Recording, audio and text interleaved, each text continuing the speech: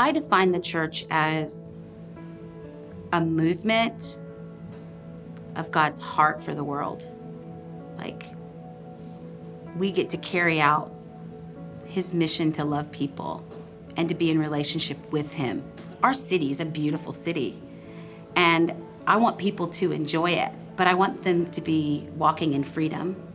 And I feel like the big C, that's what we're supposed to do. We're supposed to help people walk in freedom from the things that would hold them back so that they can be everything God's called them to be and enjoy the life that God's given them while they're here on this earth as well as eternally. And who else is going to do that but the people who actually believe that and will live that out?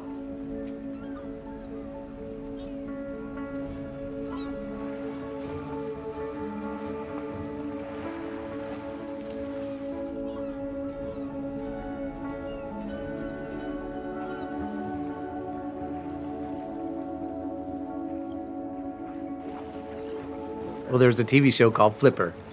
It was in the 60s and 70s, and it was in the Keys, but that was a lot like my life was like. I had my own boat, had a dog, he went with me everywhere, and so I just grew up around the water. Grew up, I think I had my first boat at 10 years old, and grew up around here fishing and crabbing and, skiing and doing all the water stuff that you do. So my dad was in the Air Force, and his last station before his retirement was at Eglin Air Force Base, which is in the area. And so we got to move here, and the way my dad explained it before we moved back here was that it would be kind of like Gilligan's Island. So I imagined all these palm trees and a lagoon, and like we were gonna live this water life, so it was definitely big in here before I got here, and it was a little different, but we did end up living on the water, and we had a sailboat, family sailboat that we would go out on every Sunday. I went everywhere by boat. I even had a lawn service. I'd cut people's lawns, and I would put the lawnmower in the boat and head over to the closest dock I could go to their house, and then push my mower over there and mow their lawn.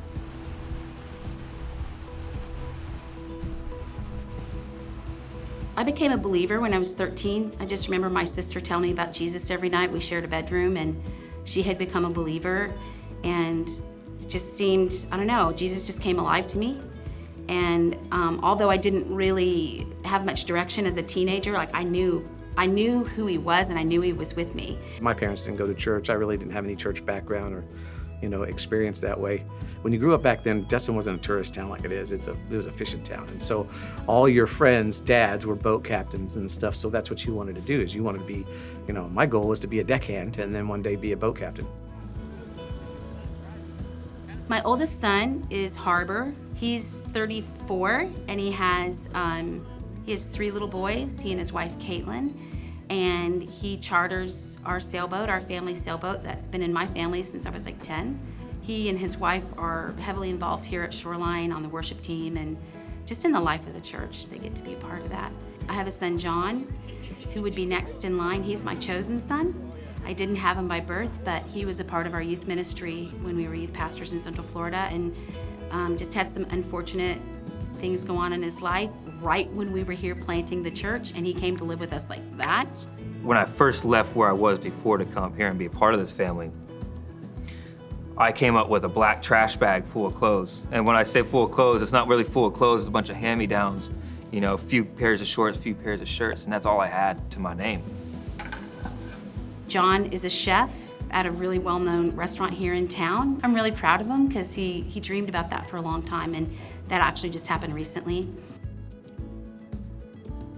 My daughter, Michaela, she is a negotiator. She's brilliant too. Like, all my kids are so smart, but I'll tell you what, they are adventurers, and that's a lot more important. So she negotiated her way through high school and left 2 days after she graduated to go to Bali, and was there pretty much for about 7 years. I have been all over the world. I was lucky enough to live in Indonesia for 6 years, and then Australia. I did the base camp of Everest with my dad a year ago.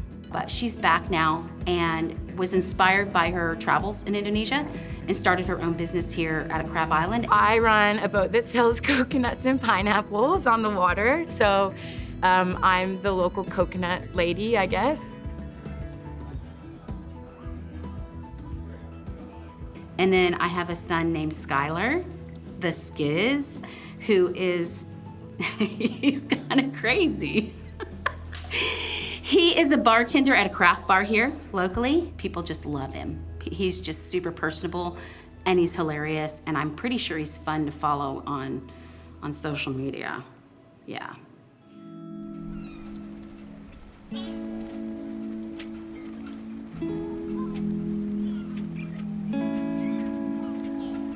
So in this area, because tourism is the thing here, when you're a teenager, it's actually a great place to grow up because it's a lot of fun. But when tourist season comes, you can get a job working in the industry. I started going to work at this restaurant, and I met this guy who was a bartender waiter.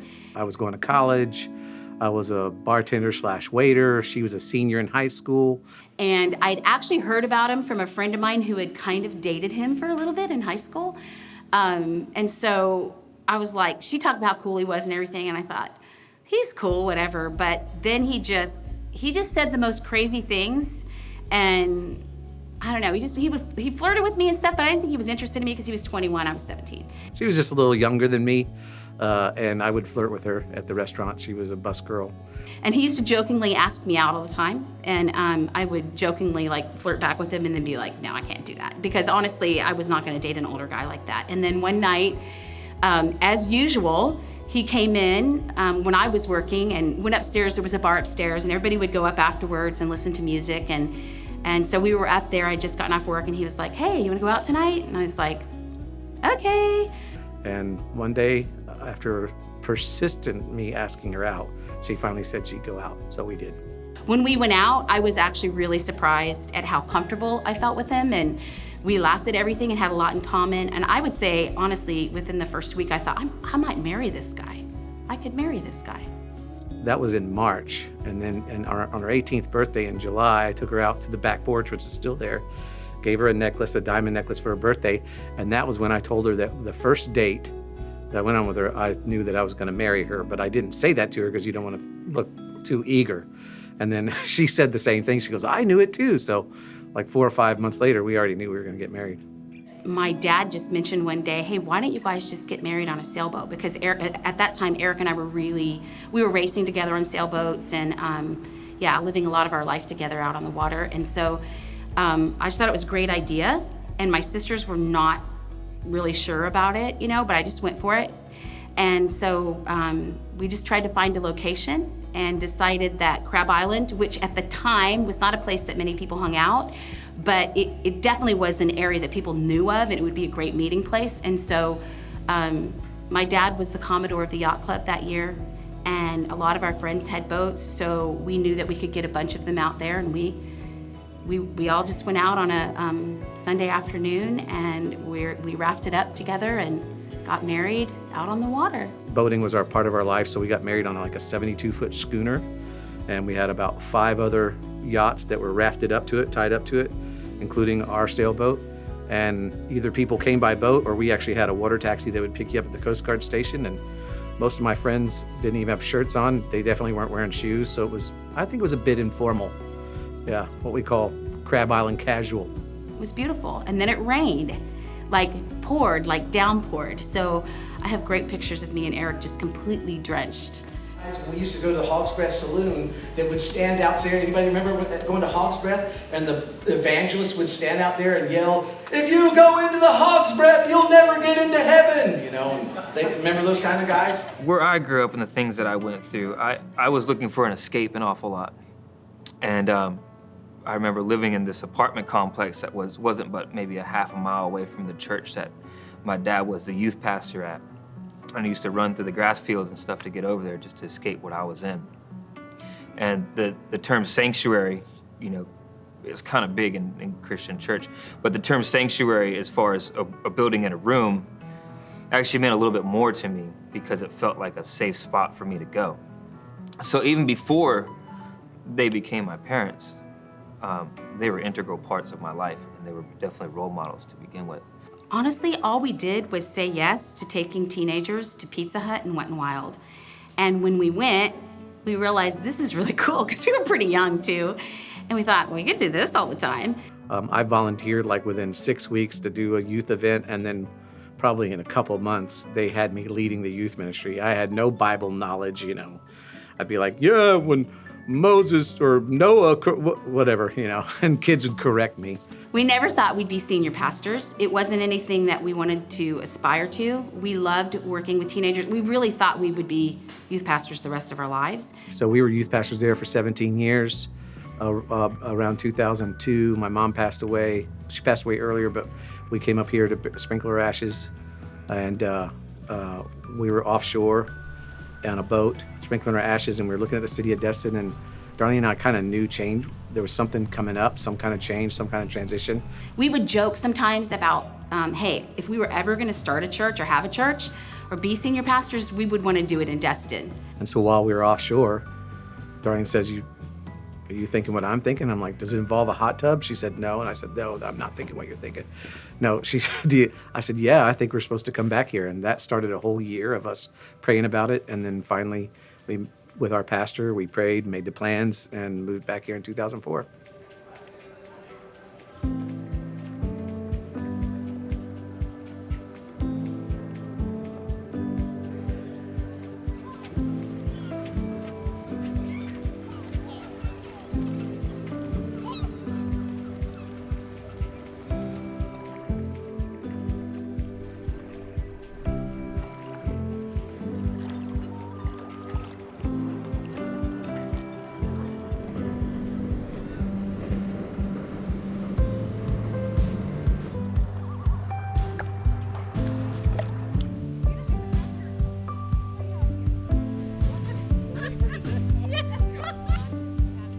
Take for granted when I come across the bridge into the city of Destin. I'm looking at the East Pass, and I'm looking at the harbor, and I kind of kid around as a person of faith. What I kid around is, you know, the Great Commission is, go ye therefore into the world.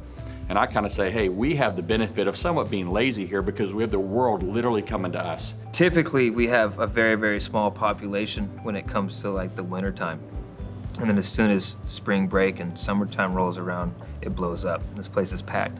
You can't drive anywhere. You can't park anywhere. The beaches are flooded. There's a good mixture of families to college kids to just, you know, party animals, all that good stuff. We understand the tourist industry. We understand just what it's like to be a young adult, like growing in the industry here. You know, we don't have a big college town here. So again, I said that earlier, you either go off to college or you go to community college or you end up staying here. And the service industry is not always kind unless you're super disciplined, because I know we both worked in it, so did our kids. You know, there's lots of partying, lots of drugs, lots of cocaine in the restaurant business, the service industry. And what we would see is like our friends would be working in these great jobs where they got to be out on the water all day long, maybe, you know, like captaining a boat or renting jet skis or whatever. And they'd make tips all summer long that could carry them over through the winter time, but they were blowing it. Like they weren't growing in their lives. They weren't. And I think it was because they didn't have purpose. They didn't recognize the purpose that maybe God had in their life. And that's what I think we see a lot of, that I think is a pain, or that sounds so bad, but it hurts us to see young adults with no purpose, you know, and we want to be part of changing that. That's why our vision is to revitalize culture. Part of the culture is we want to revitalize and bring purpose back. You know, we worked with missionaries where you could buy an oxen for a family so that they could make more money, right? We want to do the same thing in Destin, you know, where we could help young people with passion and purpose in the community that they live in and that they love. We just got this, I don't know, it was kind of just like this overwhelming sense that these people need to be pastored. And the thing is that we're in the Bible Belt. We're kind of like at the bottom of the Bible Belt. And so a lot of people might have grown up in church here, especially because traditionally in this area, like generationally, like this place was founded by really strong believers, this area. And so I think it's almost like people were just going through we could see these young adults like just going through the motion and going to church because it's the right thing to do, but there was not really life in it. And I don't necessarily think it was the churches. I think it was just maybe somebody hadn't really tapped into the culture of who they were and the kind of things that they were dealing with. And we could just see it. and just had this desire, we've got to come back. Like, these people need a pastor, and they need somebody who understands the lifestyle that they're living and that could actually kind of lead them into some purpose and help them see that God has something great for them here. Because a lot of times people would want to get away. And I'd be thinking, why would you want to get away? You're literally making so much money. You couldn't make this money at a job that you went to college for, seriously. They would get stuck in it. And so we just were like, we got to tap into that. You know, there's people that need Jesus. Jesus created, when he was on the earth, he created environments that people wanted to be around. Now that comes as no surprise unless you look at the kind of people that wanted to be around him. And we always said that how we did youth church in the 90s is how you're going to have to do church when we move into the 2000s. And we just wanted to create a real place where you could just be authentic, and it wasn't church culture, for one, because church culture is hard to understand. It's hard to break into. So one of the things we wanted to do was create our own culture that it was biblical, but it wasn't a church culture. You understand what I'm saying? That a lot of things that we do as a church is just create its own culture and creates outsiders.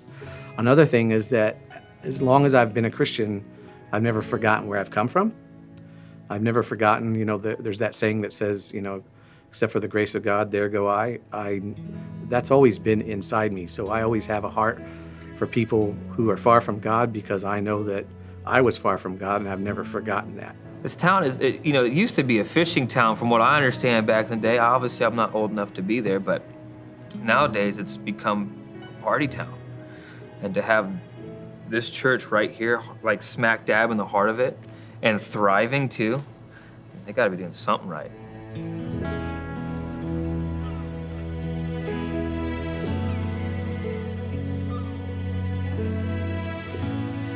Eric used to joke years ago that one day, if he were ever a senior pastor, he would want to have a building that was like the House of Blues in Orlando. The building that they have their church in at the moment used to be a long-standing nightclub in Destin called Nightown. When we came back and started the church, I go, man, if that place ever closes, that'd be a good place for a church. Nightown, like maybe that's Shoreline's building. And I don't know why, because I'm usually the one who's like, yes, let's do it. I was like, nah, because I knew how bad it was, because my kids were coming here as young adults. And I would tell them how awesome Nightown was. I was like, dude, this was such a cool party place. Like, Eric and I used to come here and dance all night. It was the best. And my kids would come home and tell me, God, that place is trash. It's disgusting, Mom. But they would come here anyway. We got in here, and it was kind of crazy, because I saw the Ramones here. I saw Modern English. I saw a bunch of bands here. So it was pretty cool. They first got this building, it was like, everyone was so excited, and I was like, oh, great, now I want to be the son of the parents who bought the nightclub in town and turn it into a church, It is an unlikely place to have a church. And a lot of people would be like, oh, I can't go back there, because I can't believe it's a church because of, do they know what we did there? And I'm like, yeah, my husband snorted cocaine upstairs. Yeah, he knows what we did here, because he did it too, And when Jesus gets a hold of our lives and he transforms our lives, it's not like we become some beautiful facade, right? Like, some of the old stuff, you still see it. Yeah, and the building is it's the same way. It's like, it's been redeemed, but it's still the same building. And the stories here are still the same. Well, there's a couple great things about Nightown. One is the location. It's in the heart of Destin. A couple blocks from the harbor, a couple blocks from the bay. This is where all the people who work on the water and work the industry, this is where they are. This is where our heart is. We love the docks, and we love the fishermen. We love the people that are down there, because that's how I grew up.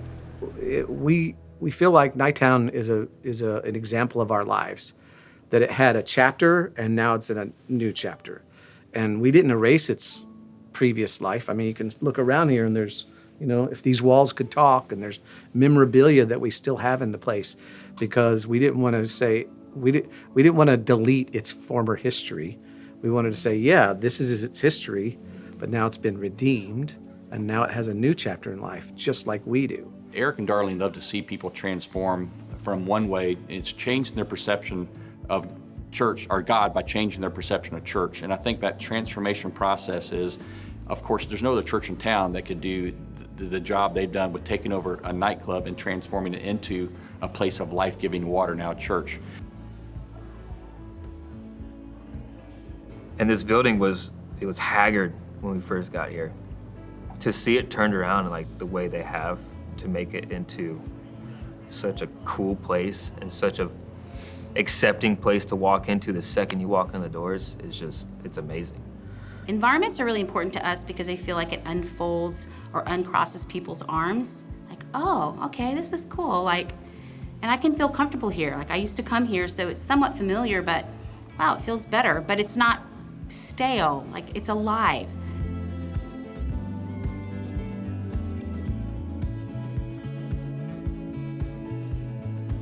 Sunday morning here in the building is a place where we come together, we get to hang out because we've all been doing our Jesus thing, you know, all week long, but now we get to come celebrate together.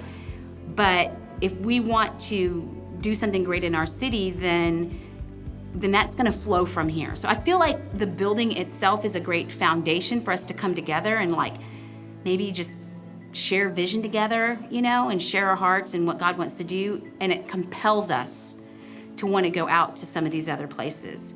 When we came up here, this whole thing started. There was like 11 people in our living room. That's all it was. And we would just stand there, we'd have some stuff on the TV, Dad would talk to a group of 11 people, which are all like not, you know, peers and family, you know.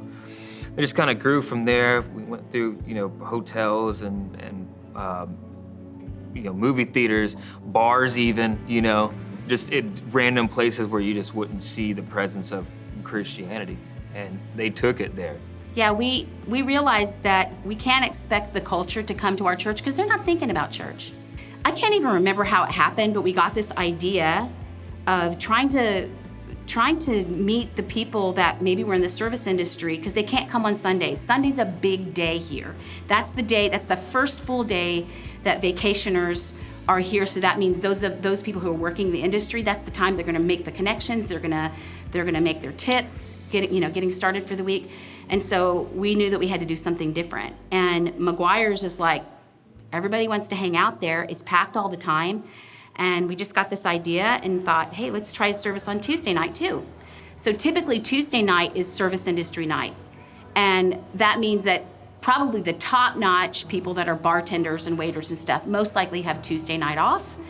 And maybe their younger staff are working on a Tuesday. So they're gonna head out to some of the local spots and hang out together, have dinner, you know, go to the bar, whatever. And so McGuire's just seemed like a great place. And we just set it up. We didn't think of it like a church environment at all. We thought, how do we create an environment where it's irresistible? They want to come and they want to keep coming back on a Tuesday night. They make some connections, but it doesn't feel maybe a whole lot different than what they would have experienced if they'd come to McGuire's on a Tuesday night and hung out. So this is where we did church at McGuire's, church in a bar. Every Tuesday night we would come up these back steps back there, load in all the equipment. We had a large TV and a stand that it would sit on. We had the band set up over in this corner over here, and Pastor Eric would preach in this corner back here. People would come in.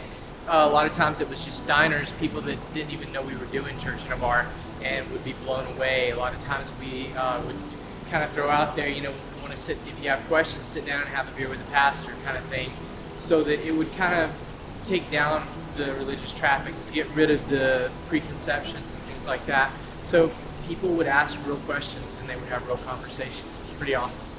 If you're planning a church, why do you pick up an old flame?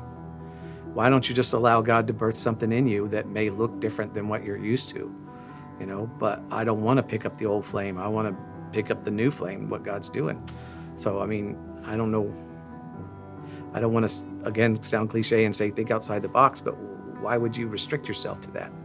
You know, I know we go back to what we know, but man, there's so much possibilities out there. There's so many possibilities out there that you can do anything you want. I mean, when I was growing up, they did church at McGuire's, so they had church at the bar.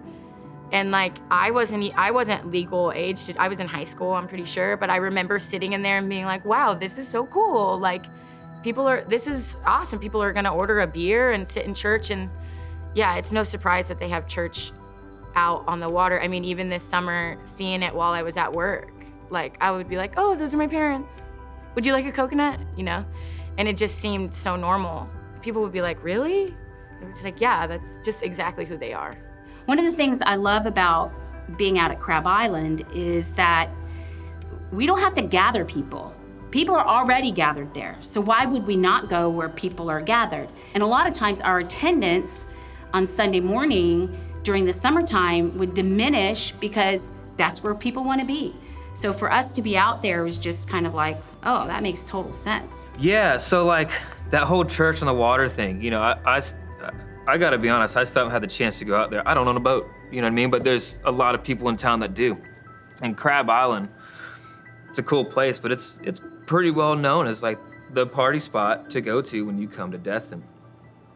And hearing that they were gonna start to do church there on Sundays, I was like, well, y'all better get there early, you know, because all the drinkers do too, you know.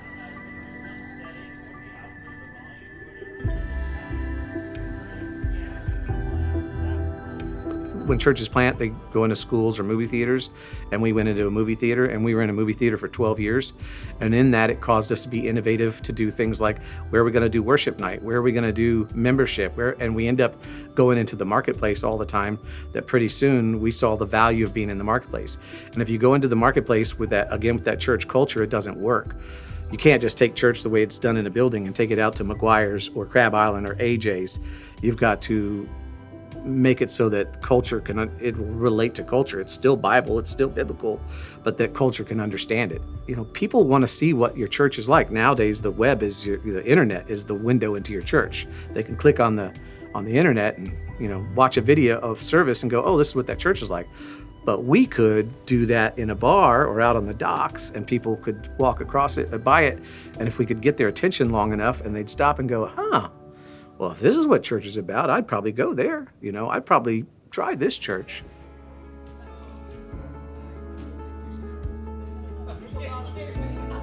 You know, when you look at some of us, like my brothers, you know, not all of us go to church. Not all of us are probably as involved as I know my parents, you know, would have initially hoped or wished for. But I've never questioned whether they're proud of me, you know? And that's huge. I never want to sacrifice my kids. And I've let them walk their own walk. And some of them have chosen that, you know, the church isn't for them, so it's difficult. You always want to feel like your parents love you unconditionally and they're proud of you. And I feel like they've always made me feel that way, and that's really special. And that's exactly how I feel like Jesus would be, you know? One of my favorite stories is the prodigal son, Luke 15. And the father let him go because he knew that as soon as he let him go, the sooner he'd have him back. You can't hold on to him, and lots of times you gotta let him go to get him back. I think the bridge that we've built with our kids is the same bridge that we've built with the people at Shoreline. People come here and they say, I feel like I can put my arms down. I feel like I can have a conversation. I feel like I can ask questions. I feel like I can be myself and try to figure it out. What I respect most about them is they don't follow the traditions. They don't do what the church dictates them to do. They still maintain their integrity and their values, but they find a way to do it to where they reach the most unlikely of people, the people who need it the most. And if we could be more like them, I think that'd be fantastic. That's all we want to do, is create an environment that Jesus created, that's irresistible, that people who want to be around him, especially people who are nothing like him. And that's what really has driven us as a church, because there's so many people that I just go, God, if you just knew who God really was, you would love him and he would love you. If you just knew who Jesus really was, because whatever Jesus you have in your mind, that's not him. That's why we want to change people's perception of God, because if they realize that Jesus that walked the earth is the same Jesus today, and he loves you and you would love him, and we're supposed to be his representation on the earth. So we've got to create an environment that people want to be around, just like he did. So that's how I see the Big C. That's how I see the Big C. It's not a building, it's not a place. It's people who love other people, who understand how much God loves people and will allow him to work through through their lives so that people can really see that and experience it. They have to experience it. It's not knowledge, It's not a religion. It's not a belief system. It's a relationship and it's experience. Kingdom living it's God's heart, his plan, and it's our responsibility to bring that to people.